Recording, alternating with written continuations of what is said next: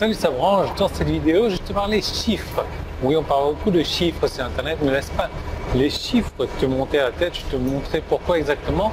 Je vais t'emmener en balade tout au long de la journée, tout au long de la semaine également.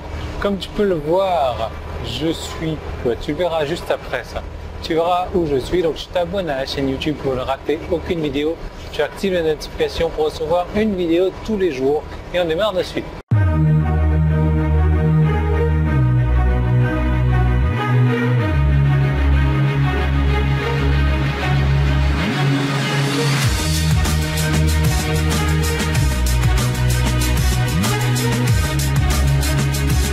Alors déjà, comme tu peux le voir, je suis assis dans un espèce de salon sympathique. Voilà, ça c'est Jenny, comme tu le remarques. Et dehors, voilà, en fait, je suis tout simplement dans un bateau. C'est pas un bateau croisière, c'est un bateau taxi.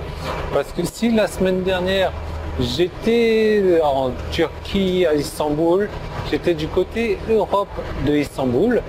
Et là, je suis toujours à Istanbul parce que voilà, je reste longtemps en Turquie quand même.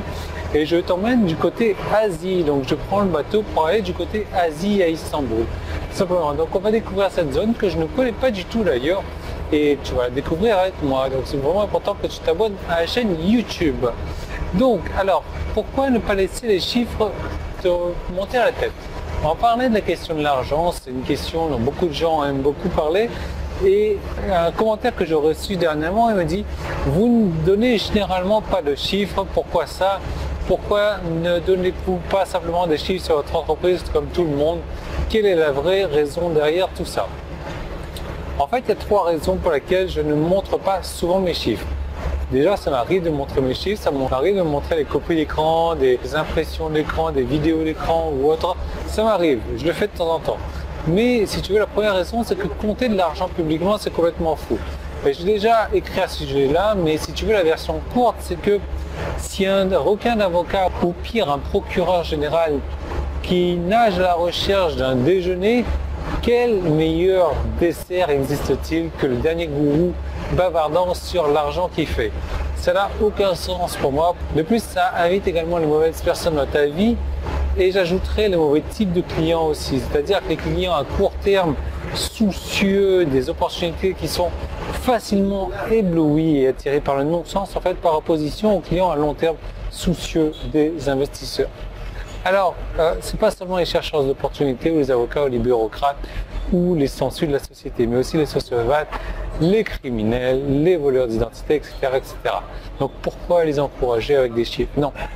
Ensuite, deuxièmement, et c'est important également, mes chiffres ne les concernent pas.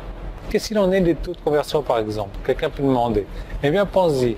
Mes taux de conversion et mes chiffres sont 100% sans importance pour personne d'autre que moi.